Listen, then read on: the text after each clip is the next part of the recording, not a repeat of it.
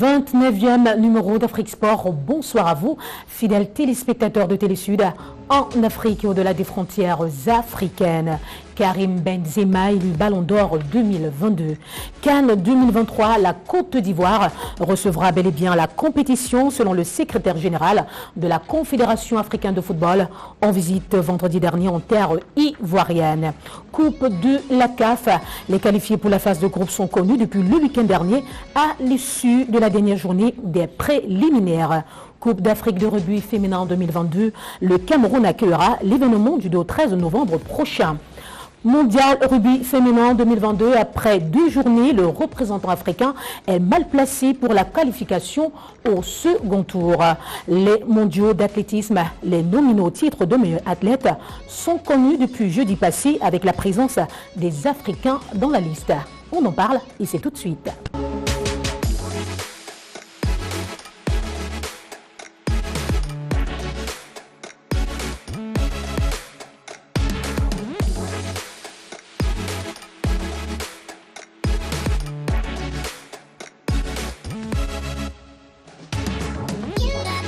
Le meilleur de l'actualité sportive de l'Afrique, c'est sur Télésud. Rebonsoir à vous, amoureux du sport de par l'Afrique, de par le monde. Bonsoir, Fidel Castro. Bonsoir à Gaël Marceline Mintamac. Bonsoir également à l'international Jean-Jacques Missé, que je retrouve avec un grand plaisir. Bonsoir également à tous les amoureux du sport à travers le continent africain. Bonsoir Jean-Jacques Missé. Bonsoir Marceline, bonsoir à mon frère Fidel Castro. Bonsoir à tous les téléspectateurs de Télésud. La Fédération internationale d'athlétisme a annoncé jeudi dernier ses nominés pour le meilleur athlète de la saison. Parmi les nominés figurent le Kenyan Eliud Kipchoge, record du monde du marathon, qui sera au coude à coude avec le Norvégien Jacob Ingebrigtsen, champion du monde et d'Europe dans la course en plein air de 5000 mètres. Dans cette liste, on note aussi la présence de Sofiane El Bakkali, champion du monde des 3000 haies et invaincu en 2022. Rappelons que le processus de vote pour choisir le gagnant s'achèvera le 31 octobre à minuit et sera divisé entre le Conseil mondial et la famille mondiale qui voteront par email et compteront respectivement 50 et 25%, tandis que les fans pourront le faire en ligne via les plateformes des réseaux sociaux de World Athletics en comptant les 25% restants. Dès lors, World Athletics annoncera ses 5 finalistes masculins et féminins. Les gagnants seront connus via les réseaux sociaux en début décembre. Jean-Jacques Missé, croyez-vous à une victoire d'un athlète africain? Mais c'est normal, il faut que Kipchoge soit le vainqueur. Et je demande à tous les Africains, je le dis bien, de voter pour lui, forte mobilisation, ouais. Parce qu'en plus il le mérite. Il le mérite parce que on a très peu entendu parler du Norvégien, mais Kipchoge sur tous les terrains, il a montré qu'il était le meilleur. Ouais. Donc je pense que cet award, il le mérite largement. Être un Africain est un atout? Non, être un Africain, mais oui, c'est le berceau de l'humanité.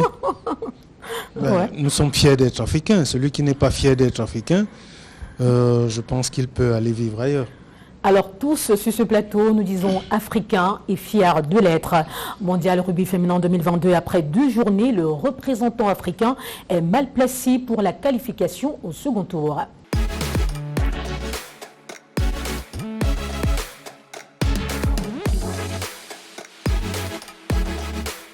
La Coupe du monde de rugby se déroule depuis le 8 octobre et se jouera jusqu'au 12 novembre en Nouvelle-Zélande.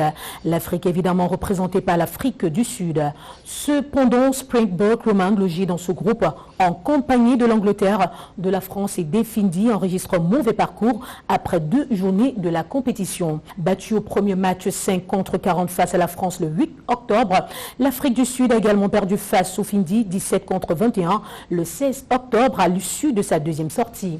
Les Sud-Africains rencontreront l'Angleterre le 23 octobre pour la 3e et dernière sortie de la phase de poule. Rappelons que les quarts de finale se dérouleront le 29 et 30 octobre, les demi-finales le 5 novembre et la finale le 12 novembre prochain. Après 2 défaites, la qualification de l'Afrique du Sud au second tour n'est plus certaine. Fidel Castro. Bien, c'est vrai qu'au regard des deux défaites enregistrées respectivement contre la France et contre les îles Fidji, la qualification de l'Afrique du Sud reste problématique. Mais vous savez, nous sommes en sport et puis en sport, tout n'est jamais perdu jusqu'à la dernière minute. Donc je pense que si les Sud-Africains se remettent au travail, ils peuvent avoir beaucoup de chance, même si, je le dis, les chances sont assez moindres. Mais on garde quand même espoir parce que ça reste l'une des meilleures nations en matière de rugby. On garde espoir et même sur ce plateau d'Afrique Sport, on garde espoir. Coupe d'Afrique de rugby féminin 2022. Le Cameroun accueillera l'événement du 2 au 13 novembre prochain.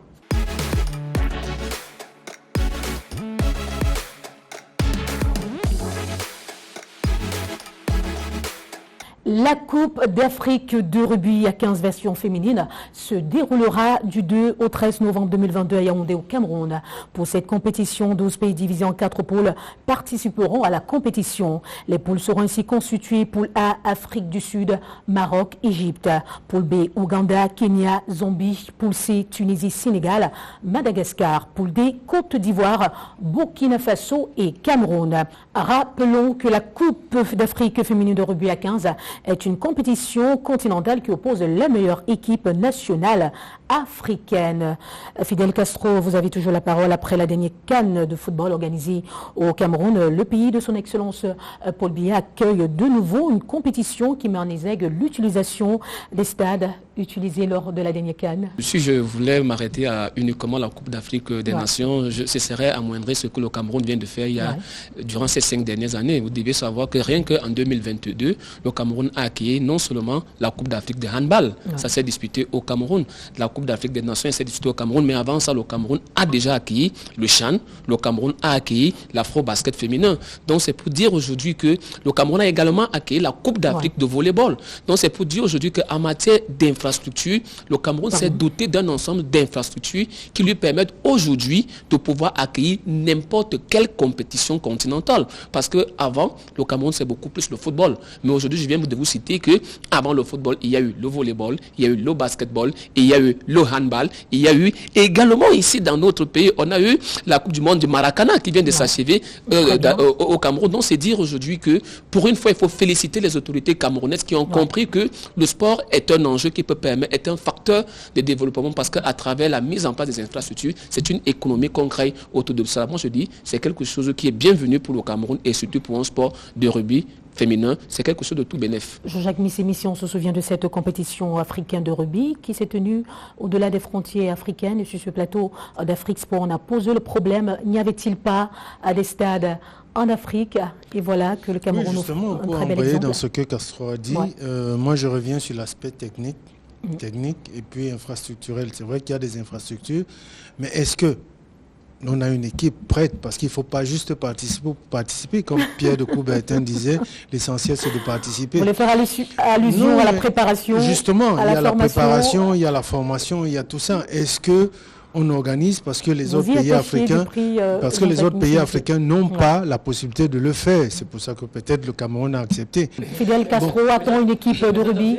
Comme l'autre jour à la finale de la Coupe du Cameroun de rugby, je dois avouer que même s'il y a beaucoup de choses, à faire maintenant, comme Jean-Jacques vient de le dire, le tout sera dans quels sont les moyens qu'on va mettre dans la préparation de cette équipe. Si on reste dans nos camerounaiseries où on ne prépare absolument rien parce qu'il ne suffit pas d'avoir les meilleures infrastructures, encore faudrait avoir la meilleure préparation et la meilleure équipe pour espérer avoir des résultats. Mettre les moyens pour permettre à cette équipe d'aller le plus loin possible dans cette compétition. Coupe de la CAF, les qualifiés pour la phase de groupe sont connus depuis le week-end dernier à l'issue de la dernière journée des préliminaires.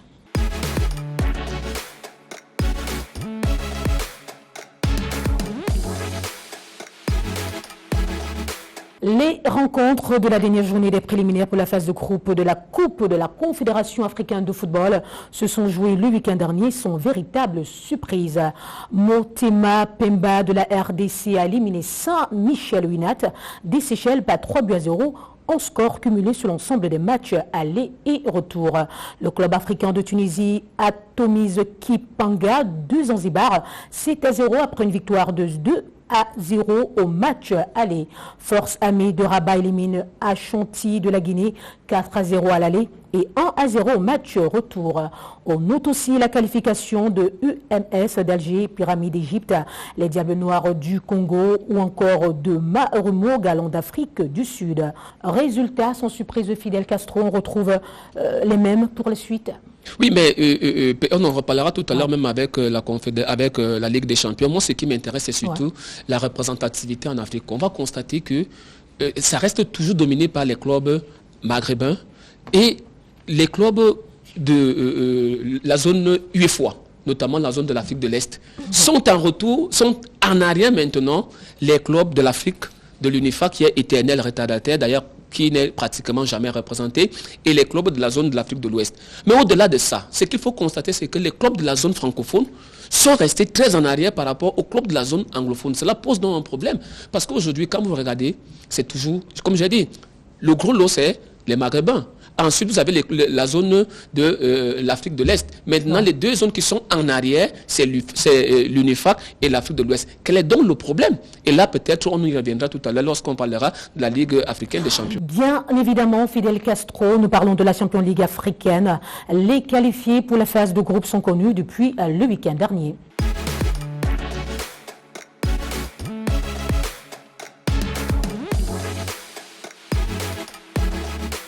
Les rencontres du deuxième tour préliminaire de la Ligue des champions de la Confédération africaine de football, version masculine, se sont jouées le week-end dernier. Parmi les surprises, on note la qualification de Oroya de la Guinée face à Sec Mimosa de la Côte d'Ivoire. Les Guinéens ont décroché un match nul à Abidjan, un but partout après une victoire, 1-0 au match aller. Coton Sport de Garoua du Cameroun face à Royal Léopard d'Eswatini avec une victoire de 2-1 après un match nul, un but partout au match aller. Les Camerounais reviennent sur la scène après 8 ans d'absence d'une équipe camerounaise en phase finale de la Ligue des champions de la CAF. Vipère de l'Ouganda élimine l'ETP Mazembe au tir au but, 4-2 après un match nul vierge à l'aller. On note également la qualification des clubs habitués tels qu'Espérance de Tunis, Raja de Casablanca, Simba de la Tanzanie ou encore Petro de Luanda d'Angola. 8 ans après, on retrouve Jean-Jacques Missé au club en phase de groupe de la Champions League africaine. Quel commentaire faites-vous, sachant qu'il y a eu renouvellement à la tête de la Fédération camerounaise de football? C'est juste le constat. Juste le constat pour se dire que le championnat ne se jouait pas. Ouais. Donc, on jouait quelques journées, on arrêtait parce que il y a certains présidents de clubs qui faisaient arrêter le championnat. On ne comprend pas. On peut être également tenté de dire que le nouveau président de cette fédération... Oui, voilà un championnat qui a commencé, qui s'est joué en 3 mois. Et voilà un nouveau championnat qui commence, qui a démarré. Donc, il est en train de rattraper le retard qui a été fait depuis 8 ans. Et je pense qu'aujourd'hui, le Coton Sport de Garoua, qui est dans cette compétition, qui est qualifié pour les phases de groupe, est en train de revenir. Et puis, on aimerait qu'il y ait d'autres clubs qui viennent aussi, parce que il n'y a pas que Coton. Donc, ce qui fait que mettons-nous derrière le président en sachant qu'il est en train de remettre les choses qui, depuis des années, cette fédération, c'est à peine si on avait un club... C'est à peine si on avait un club qui atteignait la phase de poule. Donc aujourd'hui, le travail est en train d'être fait. Voilà. Un travail qui est d'ailleurs apprécié sur le plateau d'Afrique Sport. Oroya de Guinée continue à affirmer sa renaissance en éliminant le mythique club d'Asec Mimosa de Côte d'Ivoire. Oroya semble vouloir aller très loin dans cette compétition. Pensez-vous qu'ils en sont capables, Fidel Castro? Je doute très fort parce que Oroya est depuis quelques années dans la compétition, mais ils déçoivent toujours parce que Oroya c'est toujours les quarts de finale. Au début, on a beaucoup d'espoir, mais finalement, on s'arrête toujours vers les quarts de finale. Et puis, moi, j'avoue que dans cette confrontation, je me serais attendu que ce soit la SEC Mimosa qui passe parce qu'il faut quand même dire que le championnat ivoirien a déjà démarré contrairement au championnat guinéen qui, pour lui, n'a pas encore démarré. Donc, on se serait attendu à ce que la SEC s'impose de manière, pas facilement, mais que la SEC puisse passer. Mais aujourd'hui, Oroya a montré que c'est un club qui a de l'envie et qui a une vision. Maintenant, comme je le dis, est-ce que Oroya a assez de moyens pour pouvoir arriver en finale? Je doute très très fort parce que la Champions League africaine, ça nécessite aujourd'hui la compétition est arrivée à un autre stade que au-delà d'avoir de l'envie, il faut d'autres choses. Il faut d'autres choses. Il faut avoir les moyens, il faut avoir l'équipe nécessaire, les joueurs nécessaires pour pouvoir obtenir les résultats.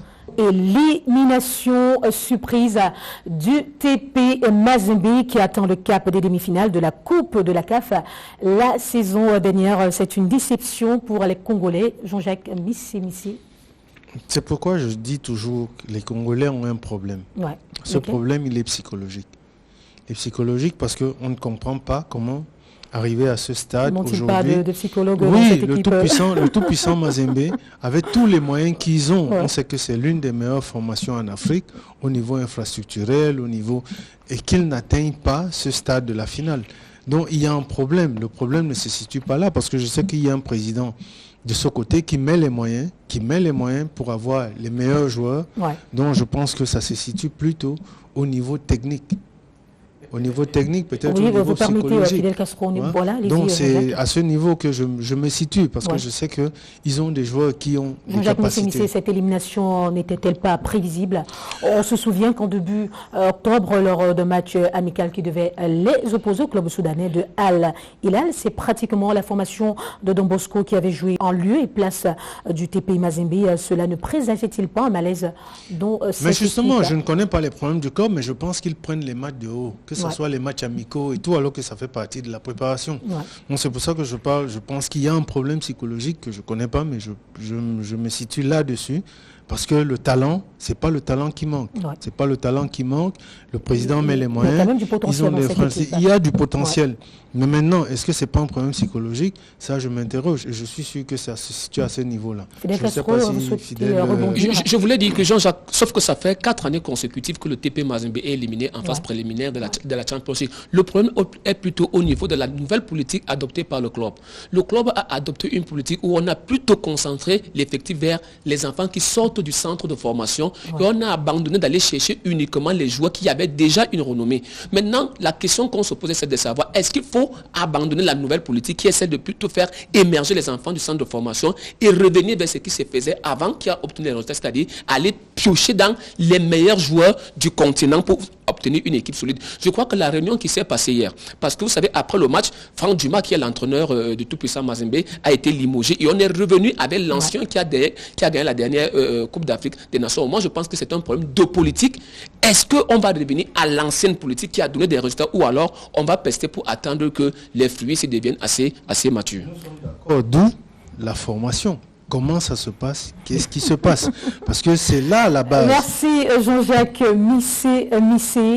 Cannes 2023, la Côte d'Ivoire recevra bel et bien la compétition, selon le secrétaire général de la Confédération africaine de football, en visite vendredi dernier en terre ivoirienne.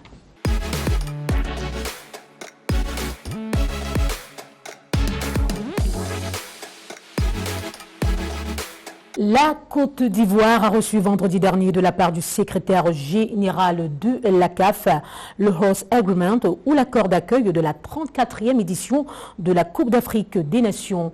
Véron Moussingongba a été porteur d'un message du président de la Confédération africaine de football qui confirme la tenue de cette compétition au pays de Didier Drogba. Au terme d'un entretien entre Véron Moussingongba et la ministre ivoirienne des Affaires étrangères, Kandia Camara, en présence du ministre des Sports, Paulin-Claude Dano, et du président de la Fédération ivoirienne de football, Yassine Idriss Diallo, il a été clairement indiqué que le docteur Patrice Motsepe, président de la Confédération africaine de football, se rendra le 11 octobre en Côte d'Ivoire pour procéder à la signature de l'accord cadre avec le pays hôte de la Coupe d'Afrique des Nations, Total Énergie Côte d'Ivoire 2023. La signature de cet accord va donc entériner la collaboration entre la CAF et partie ivoirienne pour la bonne organisation du tournoi. Rappelons que la CAN 2023 se déroulera en janvier 2024 dans 5 villes, à savoir Abidjan, Bouaké, Korogo, San Pedro et Yamoussoukro. C'est donc la fin des hésitations, on va le dire, Fidel Castro.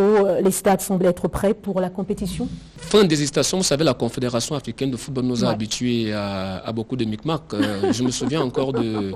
Comment il s'appelle encore là Ahmad Ahmad. Ahmad Ahmad était venu dire aux Camerounais au sortir du perron qu'il n'y a pas de plan A, ni de plan B, ni de plan C et que la CAN se jouera au Cameroun. Mais on a compris qui a d'ailleurs été le cas. Mais un mois après, on a compris qu'il y a eu ce qu'eux-mêmes ont appelé le glissement. Donc, je dois avouer que moi, je crois uniquement que la Côte d'Ivoire a la capacité d'organiser la Coupe d'Afrique des Nations. Mais est-ce que à travers la signature de cet accord, cela voudrait dire qu'on ne peut plus l'enlever? Moi, je vous dis les histoires de la Confédération africaine de football, on les prend avec des pincettes. Cette question posée à Jean-Jacques Missi, est-ce que le report pour janvier 2024 n'a-t-il pas aidé la Côte d'Ivoire? Non, sûrement, ça a aidé la Côte d'Ivoire. Mais moi, ici, je voudrais simplement dire, supportons toute nation africaine qui veut organiser cette CAN. Parce qu'organiser une CAN à 24, c'est pas facile. C'est pas facile, nous avons vu avec le Cameroun. Supportons nos frères ivoiriens. Hein? On leur dit, nous sommes avec vous. C'est vrai qu'il faut arriver à terme, il faut avoir les infrastructures, il faut tout ça. Mais vraiment, supportons-les au lieu de critiquer, parce que tout ça fait partie du développement africain. Ça fait partie du développement en Afrique, ça fait partie du développement des infrastructures, du sport. Supportons plutôt les Africains. Au lieu de se moquer d'eux, supportons les Ivoiriens et leur dit, nous sommes avec eux. C'est vrai que la CAF va mettre la pression, mais ils peuvent organiser. Et si le gouvernement ivoirien a donné sa parole, respectons. Et je pense que nous devons croire à cette parole et vraiment que cette CAN soit réussie en Côte d'Ivoire. Karim Benzema, élu Ballon d'Or 2022.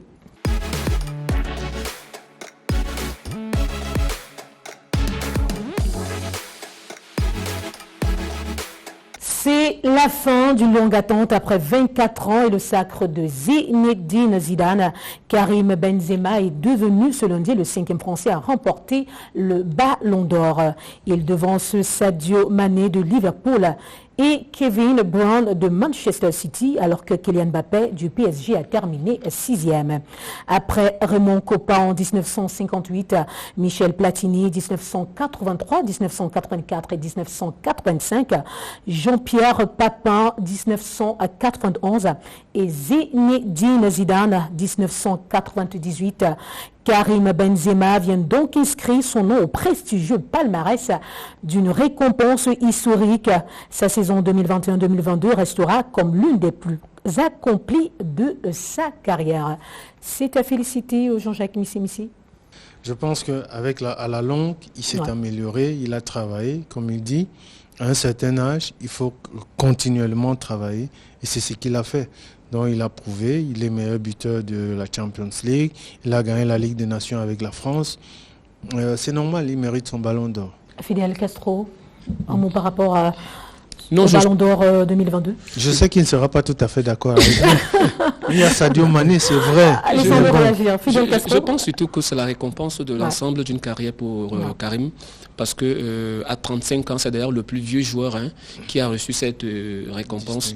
Donc, je dis, c'est la récompense de l'ensemble, de l'œuvre, comme on dit, de l'œuvre de toute une vie.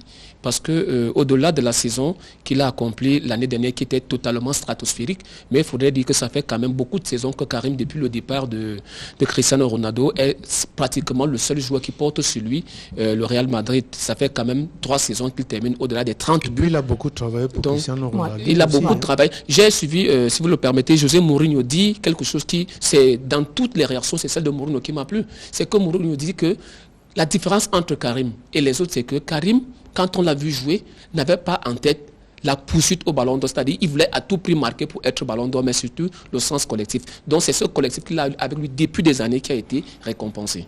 Et si on parlait de Sadio Mané de Dakar, héros du Sénégal en février dernier après la victoire en Coupe d'Afrique des Nations, Sadio Mané a également été l'un des grands bonhommes de la saison des Raids. Depuis le sacre de George Weah en 1995, aucun autre joueur africain n'était parvenu à faire partie des 3 premiers. C'est désormais de l'histoire ancienne avec cette belle 2e place, Fidel Castro. Je ne peux pas me satisfaire d'être 2e de la classe. En tant qu'Africain ou bien? Non, pas simplement en tant qu'Africain, mais en tant qu'être humain. Ouais. Mais maintenant, en tant qu'Africain, je me dis quand même qu'il y a un certain problème. Parce que peut-être on y reviendra tout à l'heure là. J'ai très vite compris la politique française. Si je veux dire la politique mise en place par le Ballon d'Or. Parce que dès qu'on donne un contenu, moi je ne comprends pas, on vient dire on a récompensé Sadio Mané pour le prix Socrates.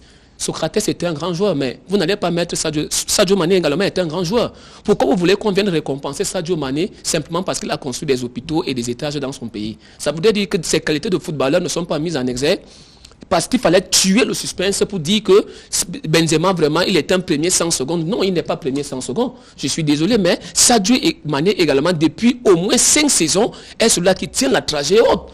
Pourquoi aujourd'hui on voudrait nous faire comprendre que Sadio Mané ne peut pas concurrencer Karim Benzema parce que ce qu'on trouve de bon à lui donner comme titre de consolation, c'est parce qu'il a construit des hôpitaux et des maisons sur le. Je dis à un certain moment donné, il faut qu'on arrête. Je ne peux pas me satisfaire de cette deuxième position et je ne peux non plus me satisfaire de ce prix Socrates. Parce que ce n'est pas le seul qui a fait des engagements politiques. Didier Drogba également fait un engagement politique. Ouais. Pourquoi on voudrait dire que non, vous savez, Socrates, donc quand on donne le prix Socrates, c'est parce que c'est trop grand. Non, Sadio Mané est également grand. C'est le coup de gueule de Fidel Castro.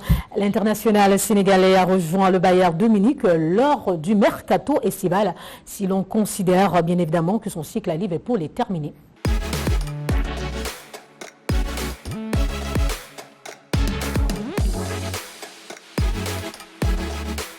Coupe du monde féminine U17, le Nigeria se qualifie pour les quarts de finale. Ligue des champions de la CAF, la Confédération africaine de football a choisi les villes marocaines de Marrakech et de Rabat pour cette compétition qui se déroulera du 31 octobre au 13 novembre 2022. La finale, quant à elle, se jouera au complexe sportif Prince Moulay Abdellah de Rabat. Rappelons que pour cette compétition, la composition des poules est telle: groupe A, Asfar du Maroc, Simba Queens de la Tanzanie, Greens Fabulous de la Zambie et Determined Girls du Libéria. Groupe B, Mamelody Sundowns Afrique du Sud, Baelsa Queens du Nigeria, Wadi Degla d'Égypte et TP Mazembe de la RD Congo. Marathon d'Amsterdam, l'Éthiopienne Almaz Ayana renaît avec la victoire. Almaz Ayana remportait dimanche dernier le marathon d'Amsterdam avec un temps de 2h17 minutes 19 secondes. La championne olympique du 10 000 mètres en 2016 à Rio, âgée de 30 ans, a déjà renoué ainsi avec le sacre depuis son dernier titre au mondial en 2017 au 10 000 mètres. Notons que chez les hommes, c'est l'Éthiopien de 25 ans, Thiegeye Getachew, qui franchit en premier la ligne d'arrivée en 2h04 minutes et 48 secondes.